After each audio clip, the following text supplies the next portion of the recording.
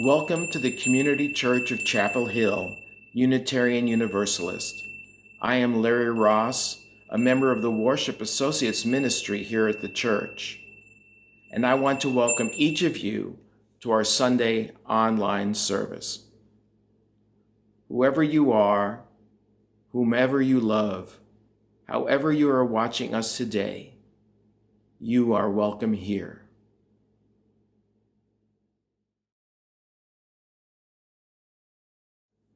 I have an announcement from the leaders of the Building Project Task Force, who invite you to join them after this morning's coffee hour for an open Q&A session addressing such questions as: how close is the new building to being ready for use for us to gather together again?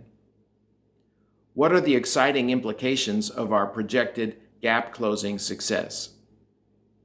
How can interested members of the congregation learn about priorities for the next steps? How can they offer opinions?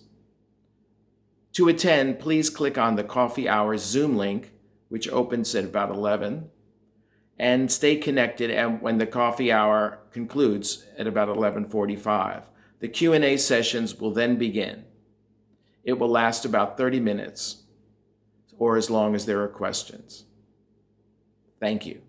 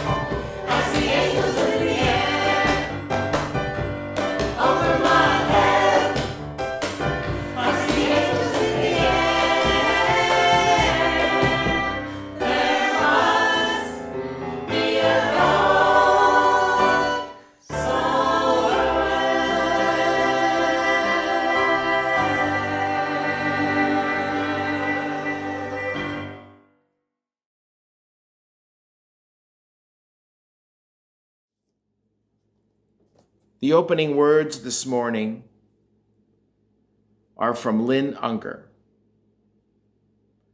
The universe does not revolve around you. The stars and planets spinning through the ballroom of space dance with one another quite outside your small life. You cannot hold gravity or seasons. Even air and water inevitably evade your grasp. Why not then let go? You could move through time like a shark through water, neither restless nor ceasing, absorbed in and absorbing the native element. Why pretend you can do otherwise? The world comes in at every pore, mixes in your blood before breath releases you into the world again. Did you think the fragile boundary of your skin could build a wall? Listen. Every molecule is humming its particular pitch. Of course, you are a symphony. Whose tune do you think the planets are singing as they dance?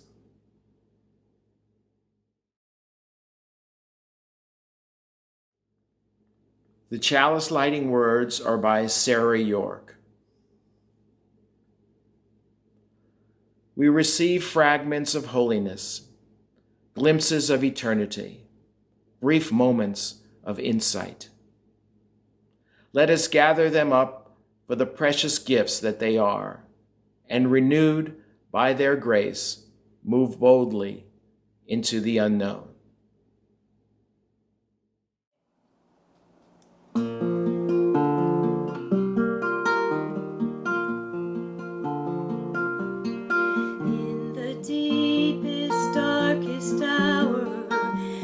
The strongest soul will cower, and it feels like it's so long till morning. I know your weary head needs rest. We both know you've done your best. So I'll hold your hand until the day comes dawning. I know the world's been cruel of late, and your heart can't bear the weight, and it feels like it's so long till morning. But together we are bound, so I will keep you safe and sound, and I'll hold your hand until the day comes dawning. Let the night go drifting by, for tomorrow you can fly.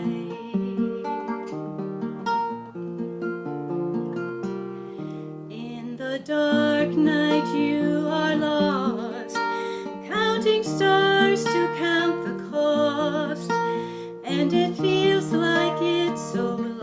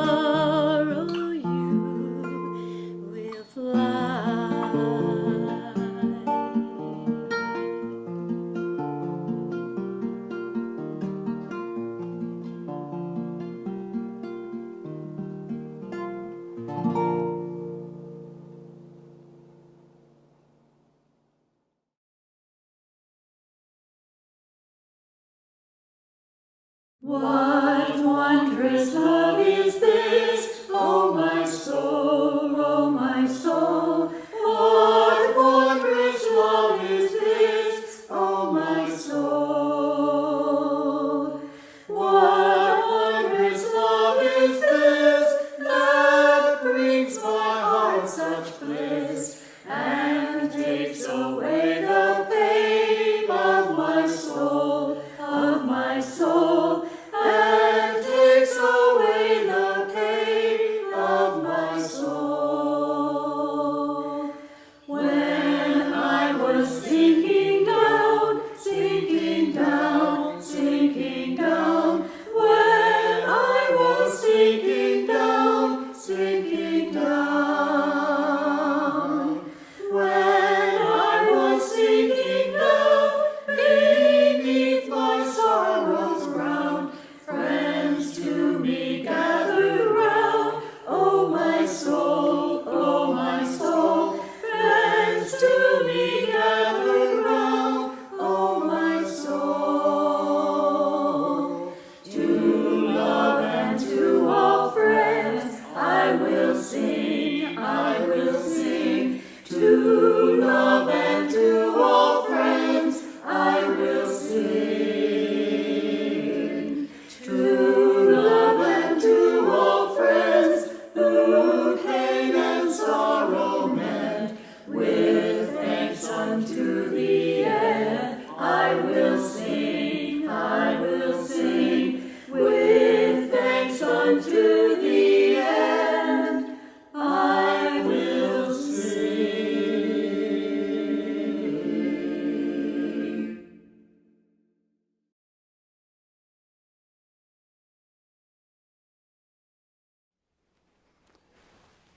Transcendence, a sermon for April 11th, 2021. Very early in my ministry, my second Sunday at the first church I served, to be precise, I chose the hymn Amazing Grace to close the service. Minutes later, in the receiving line following the service, a parishioner said to me, "I love Amazing Grace. We should sing it every Sunday." Seconds later, another parishioner came through the receiving line and said, "I despise Amazing Grace. We should never sing it again." In that moment, a number of thoughts raced through my mind.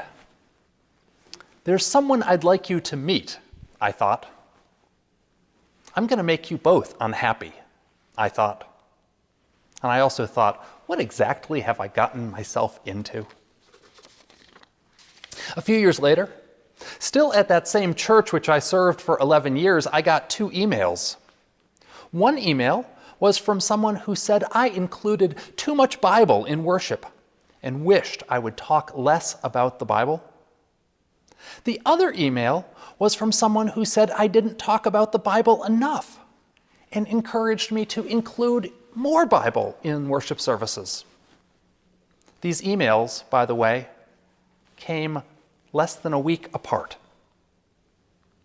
A number of thoughts went through my mind. There's someone I'd like to introduce you to, I thought.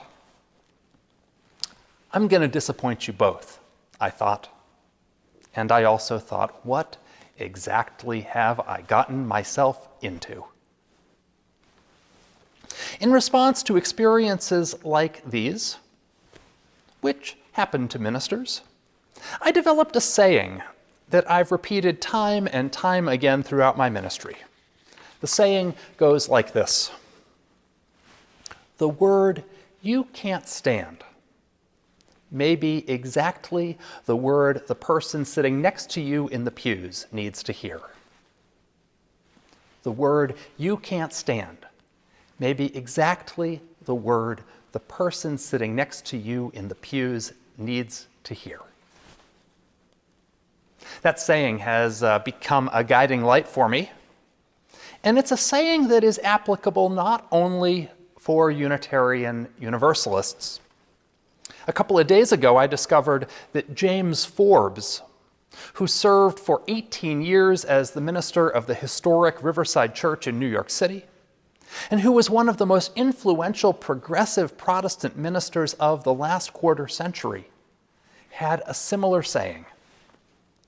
Reverend Forbes said this, quote, "In a living church, only 75% of what happens in a service should speak to you, because the other 25% is just what someone else needs. In a living church, only 75% of what happens in a service should speak to you, because the other 25% is just what someone else needs."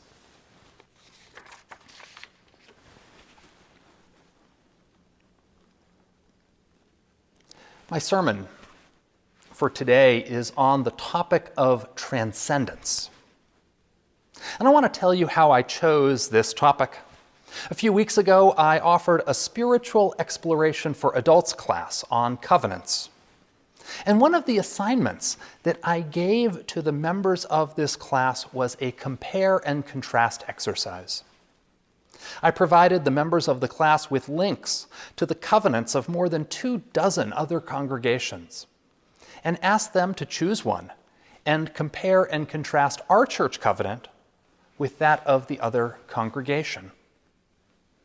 I completed this exercise myself, and I picked at random the covenant of another congregation, the First Unitarian Universalist Church of Austin, Texas. And when you go and look at the covenant on this church's website, the first thing that you see is a list of their values, the list of their values that they try to lift up as a community. And the first value they list is transcendence. Transcendence. What does transcendence mean? What does transcendence mean as a value?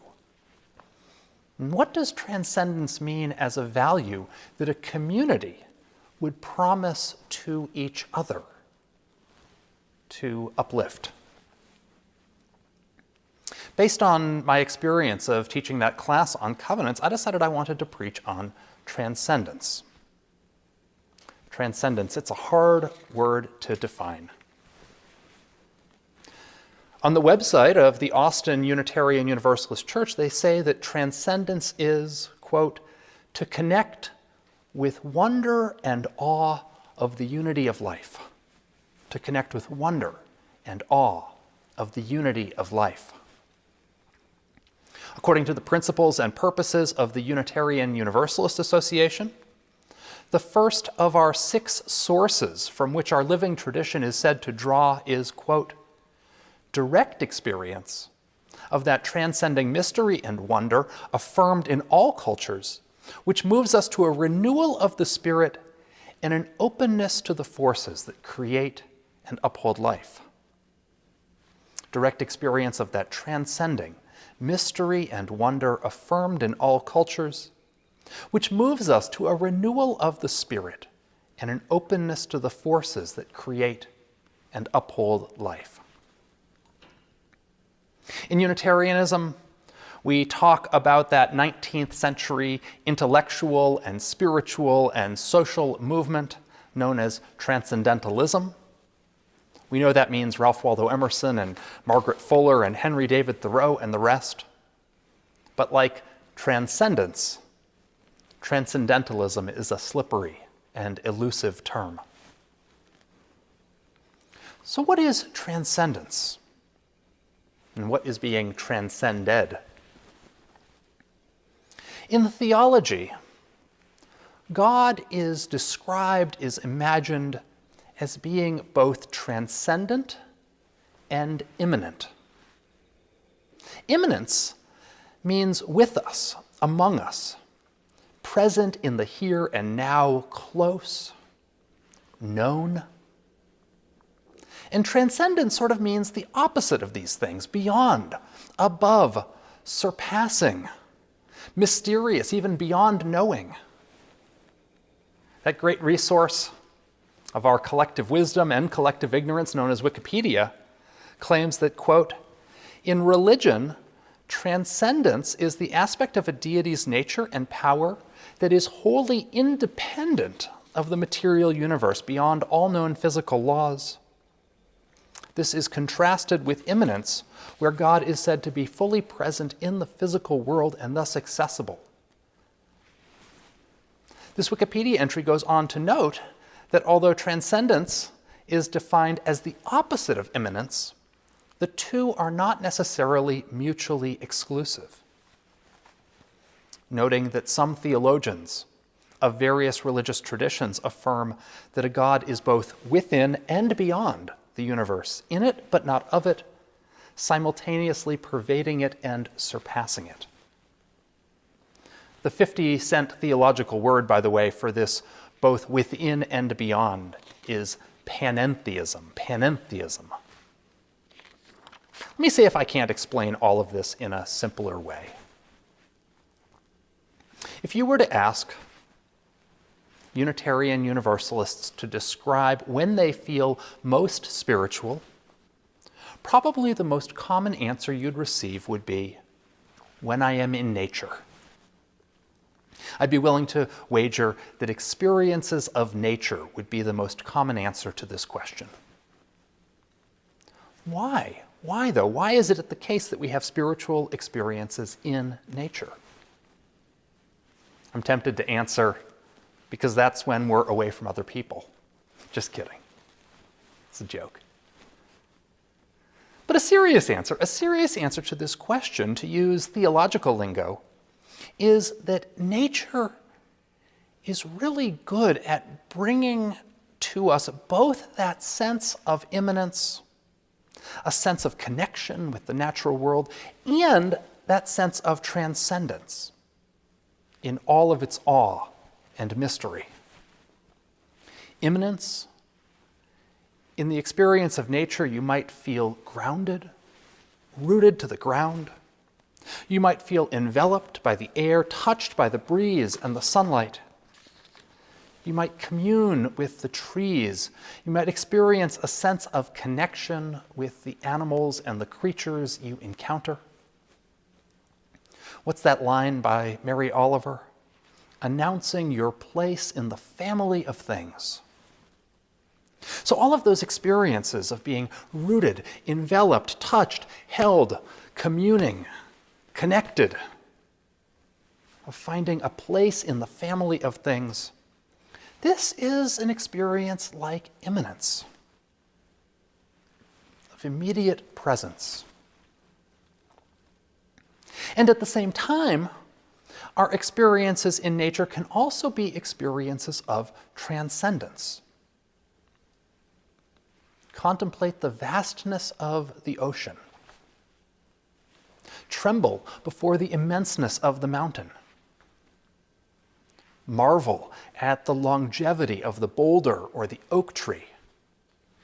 Gasp at the power of the river rapids. These are all natural, but our experiences of them are experiences of apartness, beyondness. Lynn Unger, in the reading that opened this service, describes the cosmos in the language of transcendence.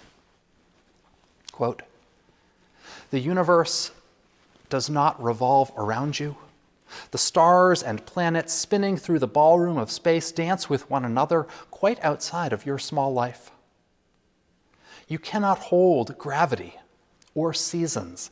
Even air and water inevitably evade your grasp. Why not, then, let go?"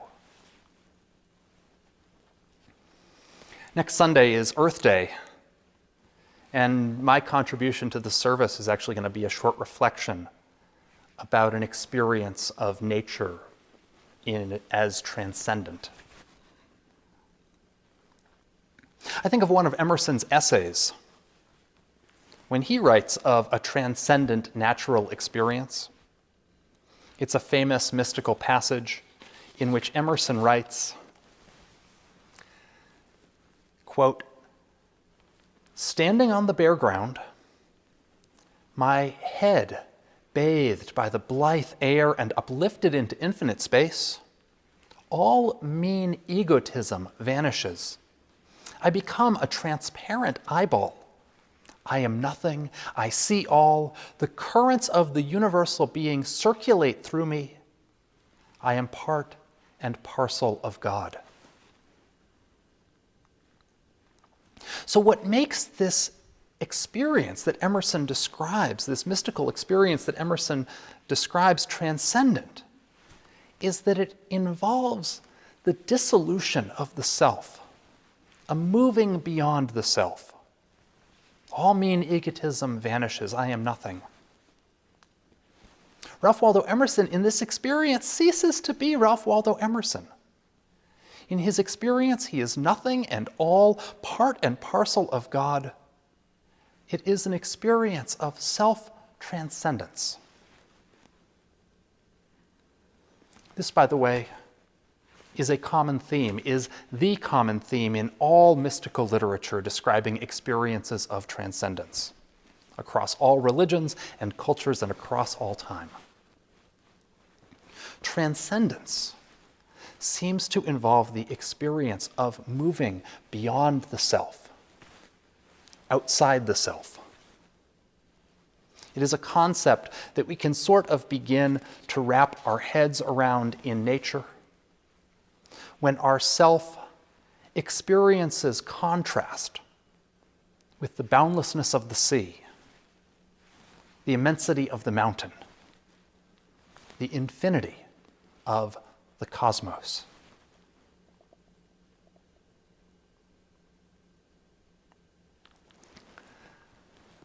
From time to time, there's a joke on the internet, or a series of jokes on the internet that gets passed my way and always gives me a chuckle. The jokes are about bad Yelp reviews of national parks, in which people visit a national park and then leave a lousy review. For example, someone visits the Grand Canyon and says, "Whoop-de-doo, it's just a big hole in the ground and it doesn't even have a roller coaster." Or someone visits Great Smoky Mountains and says, "Low marks, could have really used a Starbucks at the trailhead." Or someone visits Yellowstone and says, "These geysers, that's nothing big. You could get the same thing if you just boil water in your kitchen." And I find humor in these. And what's really interesting about them is that it's experiences in which people visit these things that are really amazing and respond with this sense of like remaining entirely within the self. There's an absence of transcendence in all of these comedies. Anyway, you can look up the jokes about Yelp reviews on national parks if you want to see it and decide for yourself whether it's funny. But returning to this topic of transcendence, I wonder, what does it mean? What does it mean for the First Unitarian Universalist Church of Austin?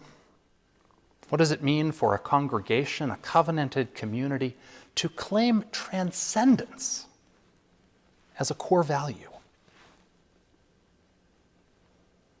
I think sometimes there is transcendence in religion. I think of the great cathedrals of the world, which were designed to generate precisely that sense of awe, to remind us of a mystery beyond ourselves.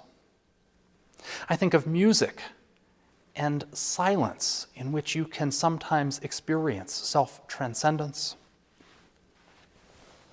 But that's not the only way.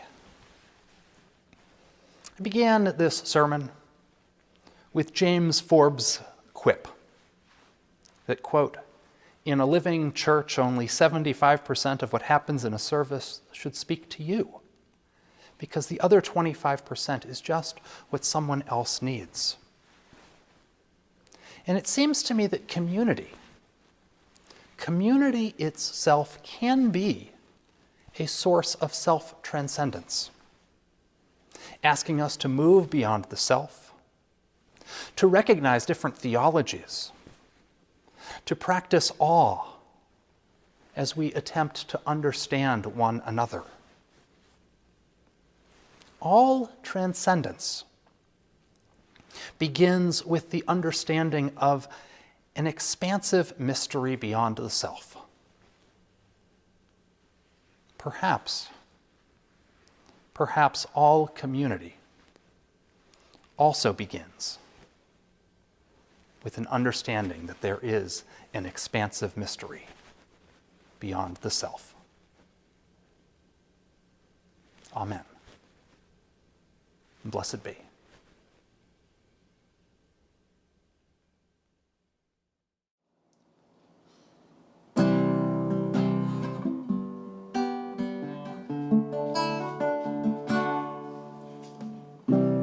Don't need much to be happy. 4 walls and a roof overhead. Books and food in my belly. Cush sheets upon the bed. A fire that warms up December. The sound of a thaw in the east. Sometimes it's hard to remember how tough we are to please. All in good time, somehow I find days that still shine with light. All in good stead, I'm safe and I'm fed with dreams in my head. Good night. The feel of my hand being taken. Driving at night all alone. The breeze on a warm summer's evening and coming home. All in good time, somehow you find days that still shine with light. All in good stead, you're safe and you're fed with dreams in your head. Good night. Don't need much to be happy. A friend to soften a fog. Something to show for my labors. After all, I had to learn to be grateful. I had to learn how to see mistakes that might have proved fatal are gifts I now receive.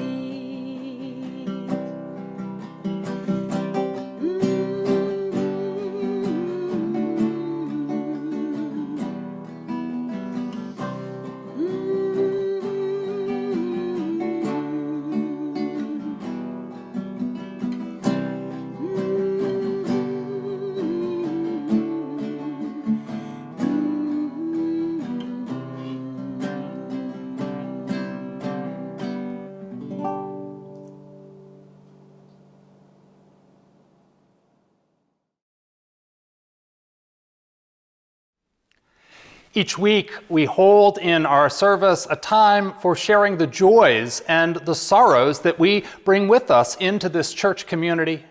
This past week, several in our community reached out to me, asking me to place stones for their joys or their sorrows. First stone is placed for Cheryl and Larry Diegel. They write, "Our dear friends from Ohio, Mel and Maureen, lost their only son, Mike, last week due to complications from COVID. Mike was 50 years old and had 2 young sons. He had some pre-existing health conditions, and the virus was no match for his already taxed immune system. We are all devastated by his loss." We hold Cheryl and Larry's friends, Mel and Maureen, their son Mike, their whole family in our hearts. Next stone is placed from Tracy McNeil. Tracy is the daughter of longtime church member Mary LeMay, and Tracy and her family have been worshiping with us from California throughout the pandemic. Tracy asked me to share that she is very sad that she's losing a friend she's worked with for 5 years. After several bouts of triumphant fighting against breast cancer, Tracy's friend Wendy has let us know that she is dying. The doctors let her know that she has very little time left, and she's chosen to go home and spend the last few days with her 2 young daughters. Tracy says, "We are all devastated. Wendy has been a beautiful beacon of positivity, resilience, and this news comes as a shock." And Tracy asks that we please hold Wendy and her family in our hearts and our prayers. Which we do.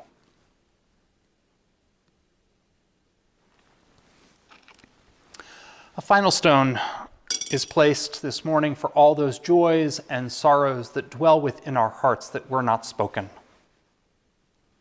And I invite you to join with me in the midst of all of these joys and sorrows. The sorrows spoken as well as the ones that live within our own hearts. Won't you join with me in a few moments of prayer? Let us hold in our hearts the pain within us, which is always intermingled, interwoven with love. Let us hold all who grieve, all who struggle with illness or loss or hardship. Let us hold in our hearts as well our longing for justice, for repair, and for peace. And let us hold our commitment to honor the holiness of one another, the beauty of each other, and the beauty of this world, this planet, this earth. Amidst the stirrings of our own hearts, we say, Amen. And blessed be.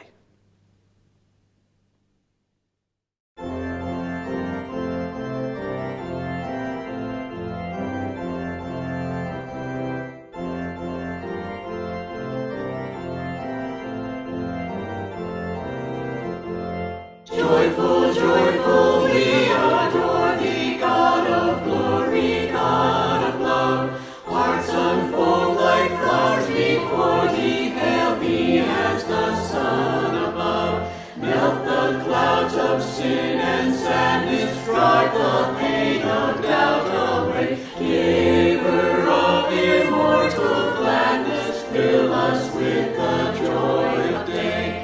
All thy works with joy surround the earth and reflect thy rays.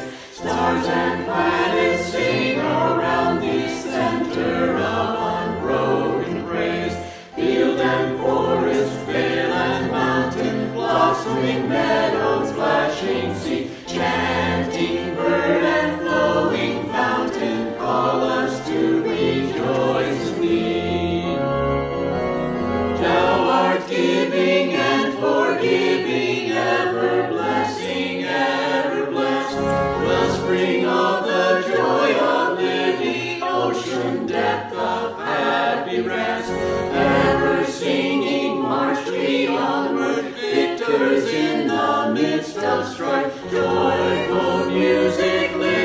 sunward in the triumph song of life.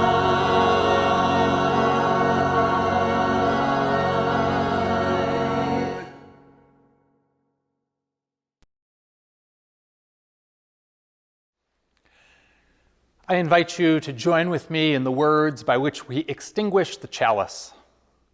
We extinguish this flame, but not the light of truth, the warmth of community, or the fire of commitment. These we carry in our hearts until we are together again.